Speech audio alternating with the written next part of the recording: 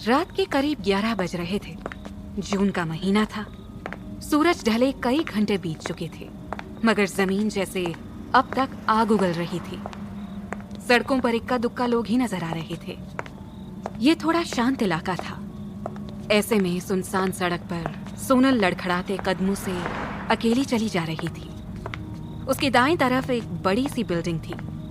उसने कई बार पलकें झपकाते हुए उस बिल्डिंग देखा, जिस पर बड़े बड़े लेटर्स में होटल ड्रीम पैलेस लिखा था।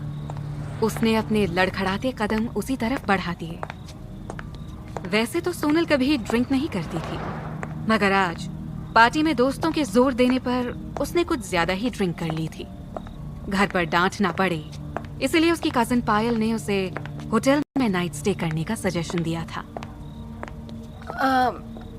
होटल ड्रीम पैलेस, हाँ, यही नाम तो बताया था पायल ने। सामने होटल को देखकर वो खुद में ही बड़बड़ाई। रिसेप्शन पर पहुंचकर उसने पर्स से एक कार्ड निकालकर रिसेप्शनिस्ट के सामने रख दिया। उसने एक बार कार्ड की तरफ देखा और फिर उसे ऊपर जाने का इशारा किया। सोनल की आंखें बार बार नशे से बंद हो रही थी। वो किसी तरह अपनी आंखें खुली रखते हुए दीवारों का सहारा लेकर लिफ्ट तक पहुंची। 6th फ्लोर पर पहुंचकर लिफ्ट रुक गई। लिफ्ट से बाहर निकलकर वो लॉबी की तरफ बढ़ी। सोनल अपनी आंखों को बड़ा बड़ा कर देखने की कोशिश करते हुए बोली, यही है 2606।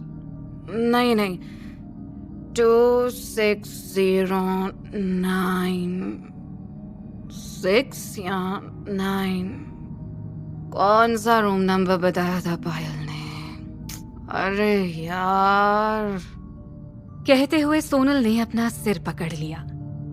सोनल ने आज पहली बार ड्रिंक की थी। उसका सिर दर्द से फटा जा रहा था। जब बहुत याद करने पर भी वो श्योर नहीं हो पाई कि उसने इन दोनों में से किस रूम में जाना है, तो उसने अपने पर्स में से रूम कार्ड निकाल कर देखा, मगर उसे ऊपर लिखे सारे नंबर्स धुंधले नजर आ रहे थे। उसने आंखें मलकर दोबारा देखने का ट्राई किया, मगर अब की बार एक साथ दो नंबर्स दिखने लगे। सोनल अपना सिर पकड़कर डीप ब्रेथ लेते हुए बोली,